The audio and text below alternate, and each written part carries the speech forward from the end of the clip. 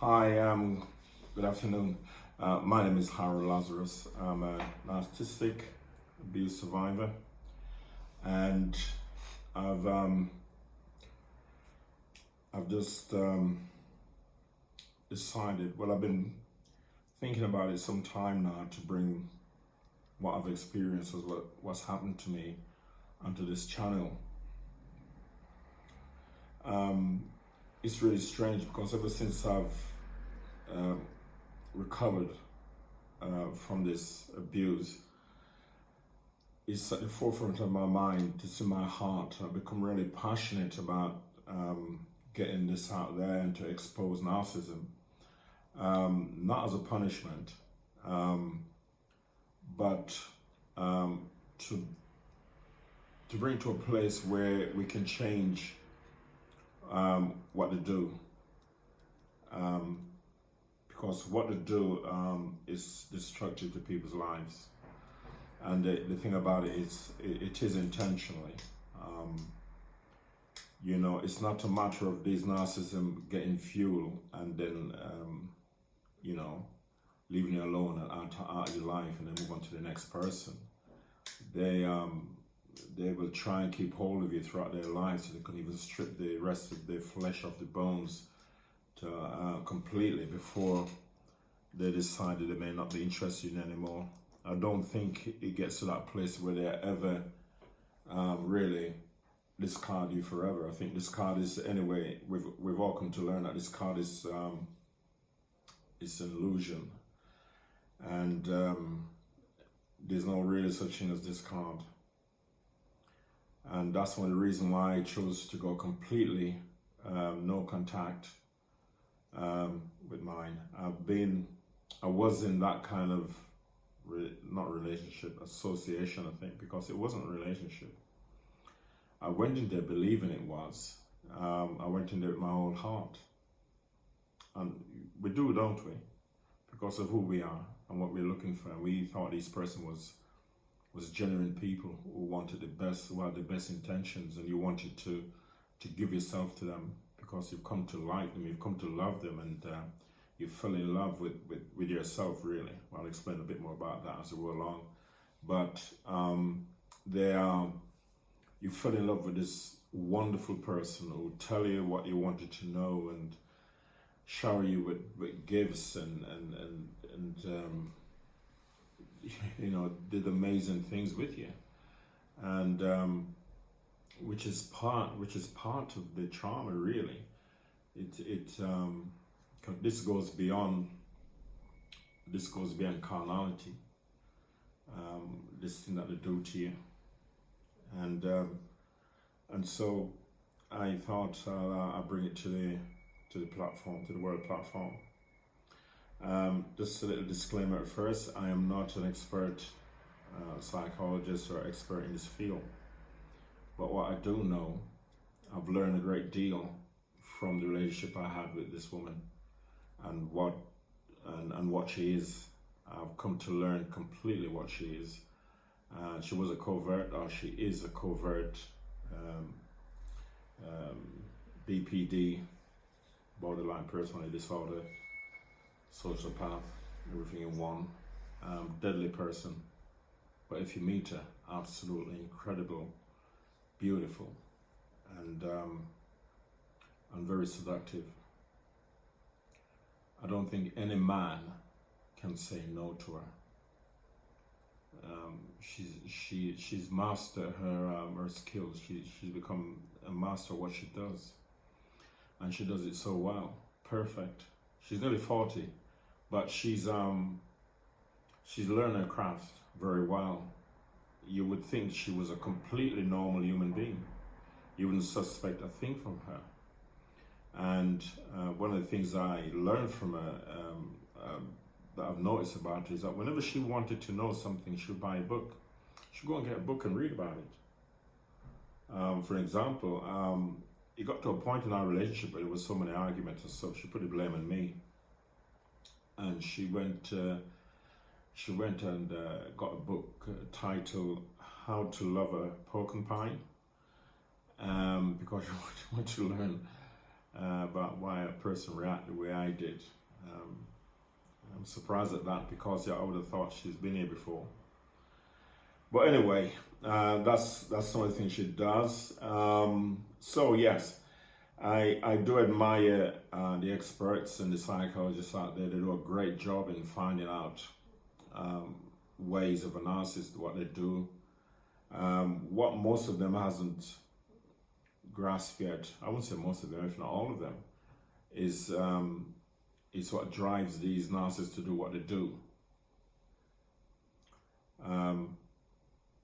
But I want to say that they are, God bless them, they're wonderful people. The thing about it is I've come to really believe, due to the evidence and what God has revealed to me, I'm in that place where I believe I got a good understanding of why these narcissists behave the way they do and what drives them to do it. So I want to talk about that. I will talk about many of the things that I've been through. Sorry, let me adjust this a little. I will share many of my experience with you as I go along. Obviously you can't put it all in one video. I was with her for 3 years, and we've had a family of twin boy and a girl, and I am a very strong believer in God.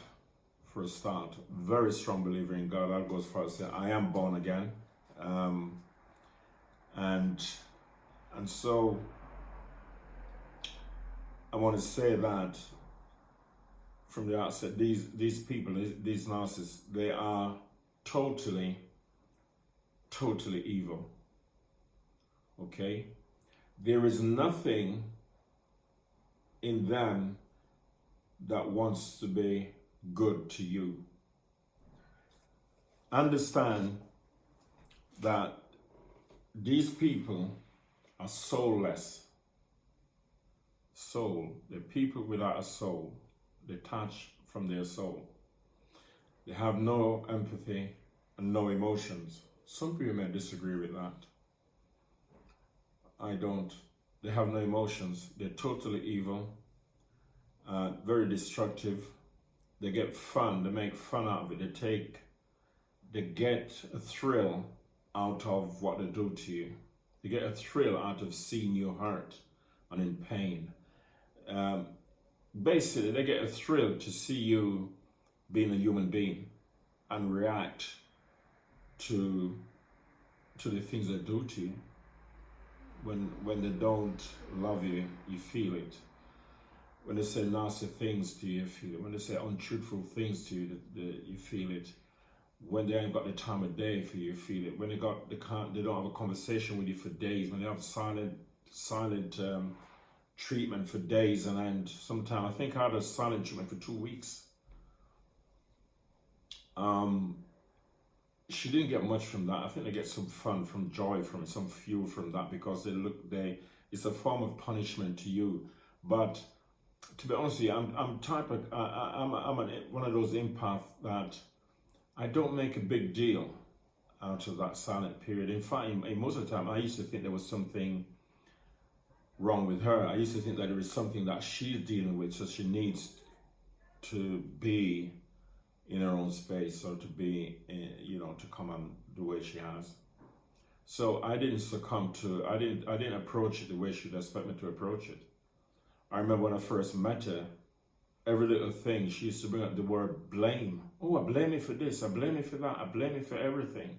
And then one day I sat in front of her, I looked in her eyes and I said, what's the problem with this blame thing? You tend to blame me for anything. So, okay, I tell you what I'm going to do. I'm going to take full responsibility of all the blames. So I take full responsibility of it.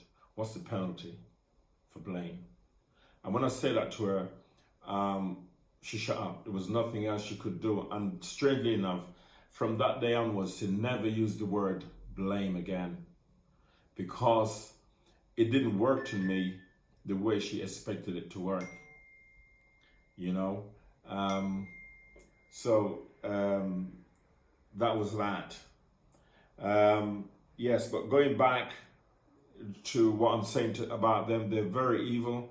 At first, I wrestled with that because I was with her for 3 years, and when I met her, she was this most wonderful person.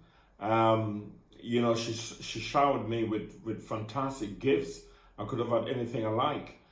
She took me to some of the most exclusive places to eat, restaurants and places like that. There was no stopping to her generosity and what her thoughts was of me. She kind of, I've never ever had, I had that kind of people express themselves to me about myself in the way she did. And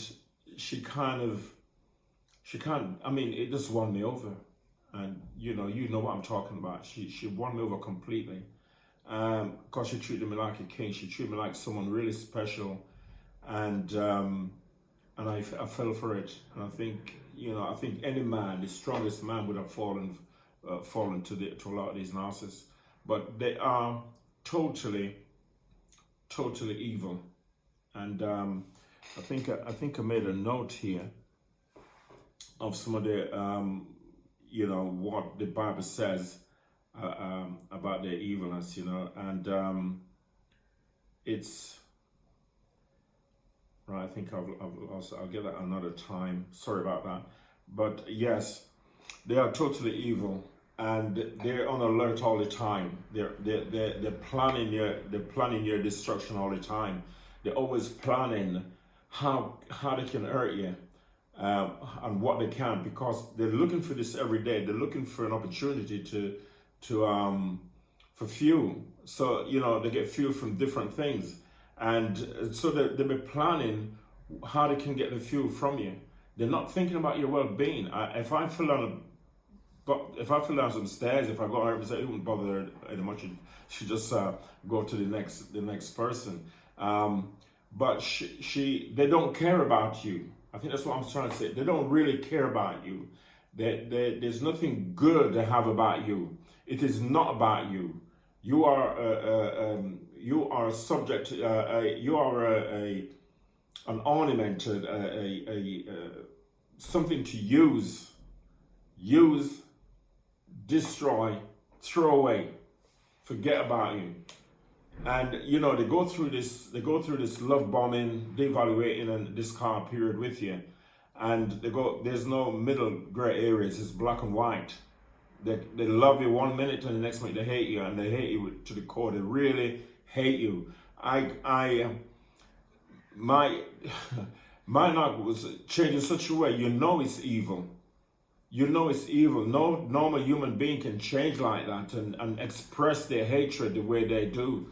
The way their expression on their face, sometimes I used to see her sit back and enjoy the pleasure of seeing me in pain or seeing me hurt, and give no regards for me. I could be weeping and crying, and she will not comfort you. She will not comfort you. She will not respond to you the way you like to be responded. She will not comfort you. She wouldn't even ask you what's wrong with you. And that's the depth of these people. That's why that they have, when I saw some of the things, their behavior, right? Straight away I say to myself, this is not a human being. This is a spiritual thing going on here. There is something not quite right here. So straight away I knew, because of where I'm coming from, I knew that this was a spiritual battle going on here. And the thing about it is that, I'm coming from a biblical standpoint about this perspective. From a biblical perspective, I am not guessworking. And, this is, I want this to be transparent and try to explain to you as clear as possible my beliefs and why I believe these people are driven by evil spirit, definitely. definitely. And when I suspect that when I knew for sure this was evil, I kind of felt better to a certain degree because I know now that it's no longer the person that I like, that I hook up with was the person who is truly treating me that way. And the reason for that is because they are dead. They are dead inside. They're empty. And they're not in control of themselves. They're not in control of their lives. They're not in control of it at all. They are separated from reality. They come into reality now and again to feed our fuel and things like that. But the value is completely opposite of the way we value life and the way we think of each other and value each other as a people, as human beings. They don't think that. They're like aliens. They're like aliens from another planet. And they treat you as such. You know, how can a person look at you? What kind of person can be with you for years, and suddenly, suddenly they can discard you, and someone else moved in straight away, and they carry on that relationship like nothing has happened with someone else, and then your kids, and they take your kids from you.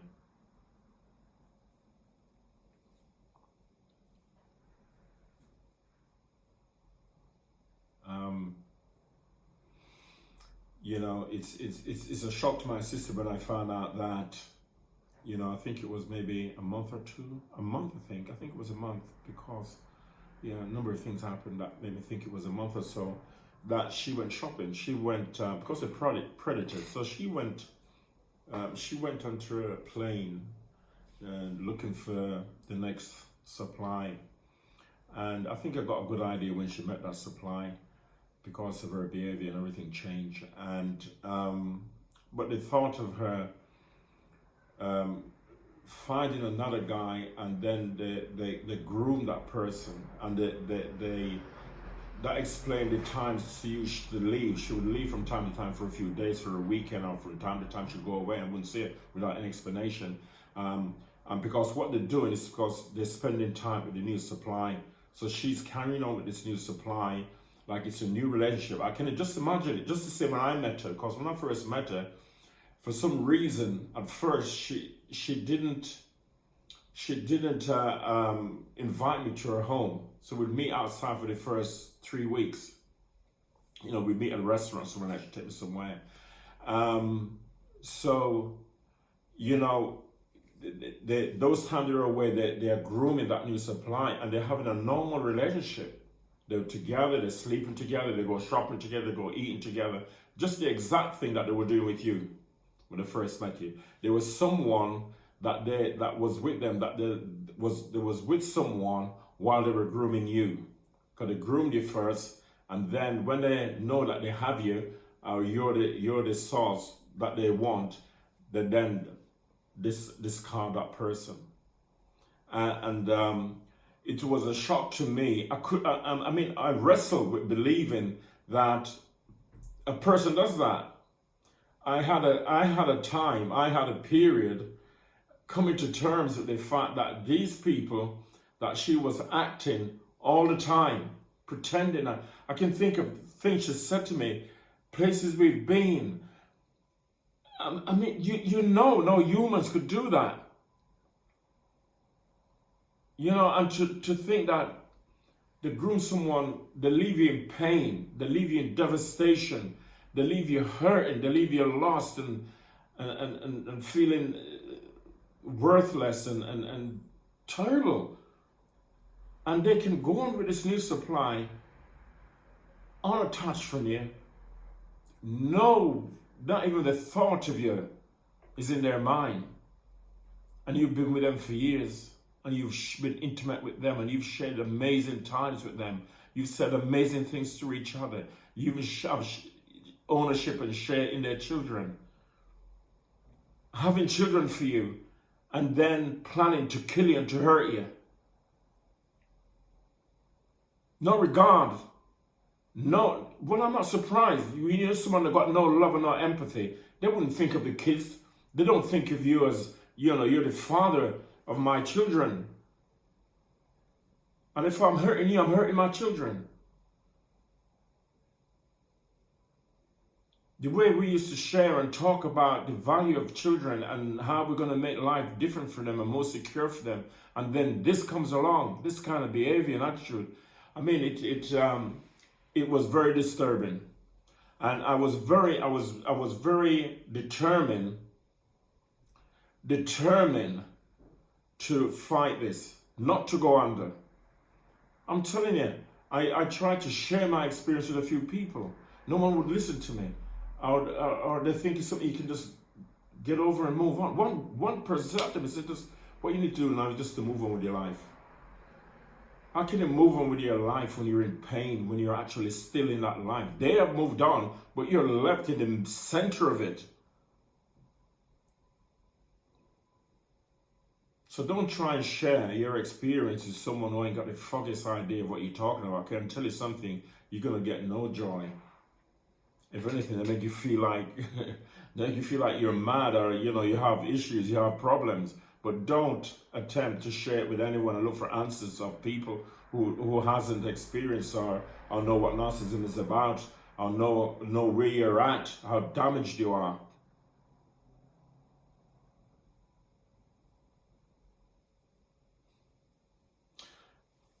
Yeah. So I've come to learn. This is revelation God has given me. And by the way, I don't know if I've mentioned it, I am a born again Christian. I love God. I thank God every day, every moment that I can think. I thank Him for what He's done. Because I want to tell you now, people, God is real. He is real. He's wonderful. He is wonderful. He cares about you. He loves us. He loves us. He really does. He really does. And if you want to experience God, let me tell you now, get with Him. Get with Him. God will never reject anyone who comes to Him. He will not reject anyone. The Bible says, if anyone be in Christ, anybody, if anyone be in Christ, is a new creation. The old has gone, the new has come. God will wipe away the past sins. God will wipe away every sin. God will turn to a new person. He will change you. Believe me. He will heal you. He will deliver you from this darkness and from what the enemy, the devil, has done to you. So I want to encourage you. Cry out to God. Call out to Him. Go in your room. Go in that secret place. Close the door behind you. Get down on your knees and weep to God. Weep and cry out for Him, because I tell you something, He will not turn His back on you. He will not turn you away. The Bible says He will never leave us nor forsake us. He will not forsake you. God knows where you're at. He sees you. He knows the pain. He knows the pain that we've been through. He knows that we've been in the darkest place. Because I tell you, if it wasn't for Him, I would not be sitting here today telling you about my story. No. There are times I felt like I was dying. There were times I thought I would never recover from this. There were times I think, who's going to help me? Just want to turn to God, and God is the one that set me free from this devil. So yes, I'm a strong believer in God. I believe God is the one that has restored me. He's the one that's healed me, healing my heart. I'm still on a journey of recovery. I'm still on a journey of healing. I'm no longer a victim. I'm a survivor now. And I'm still on that journey, and don't get me wrong, and I'm sure you guys can relate to this. You have flashbacks. You get triggered sometimes. You think of moments you was with that person. It's not something that goes away overnight. There is all kind of stuff you're dealing with here. You're dealing with your emotions. You're dealing with memories. You're dealing with the fact that you share your heart. You gave your heart to a person. And the most incredible thing about this one, the most incredible thing, you know nothing about that person. I don't know. The only thing I know of this person, I just know her as a narcissist. I don't know anything about her life. In fact, there's only one truth that I know of her. She told me she was from Sierra Leone, but recently it's been proven to me that she's from Zimbabwe. And I mean, that's the only thing I know of truth about her. But I'll say something that's really good on our part. They don't know you. They don't know the true person. They don't know you. The narcissist doesn't know you. They're going to learn ways of manipulating you, learn ways of deceiving you. Okay? They learn ways of doing that. But they don't know you as a woman, and they don't know you as a man. The person inside of you, they don't know. They know you're an empath because, you know, empath people don't give up. They give their all to you. They go out all the way, the extra mile.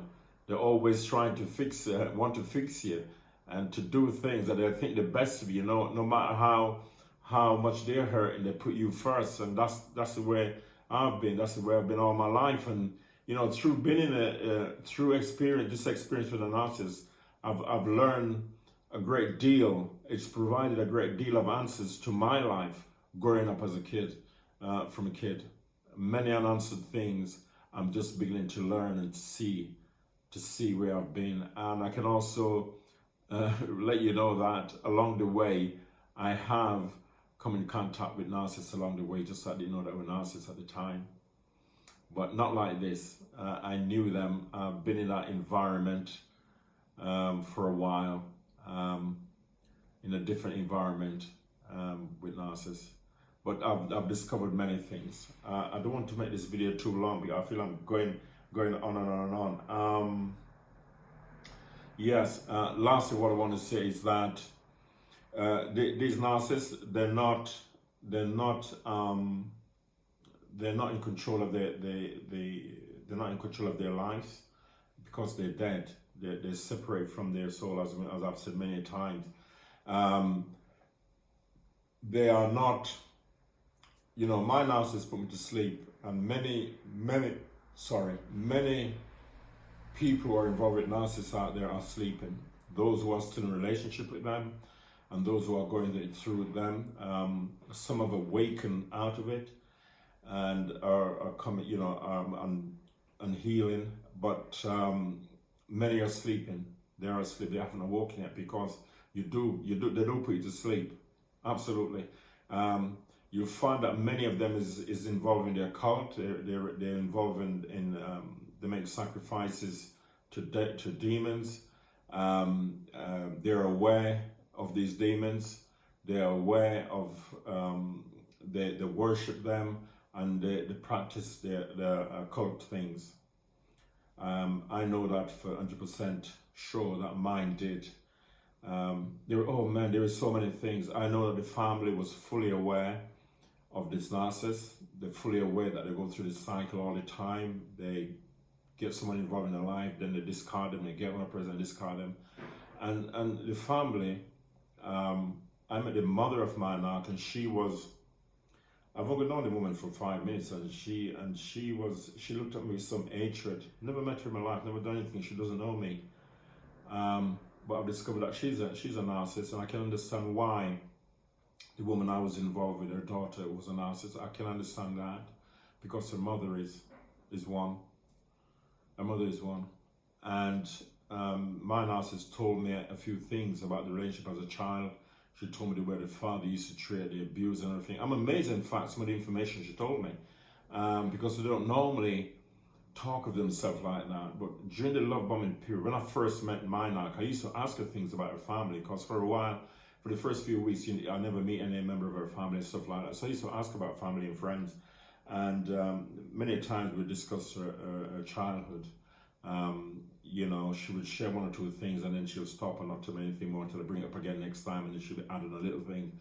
But she told me enough to know that her father abused her badly.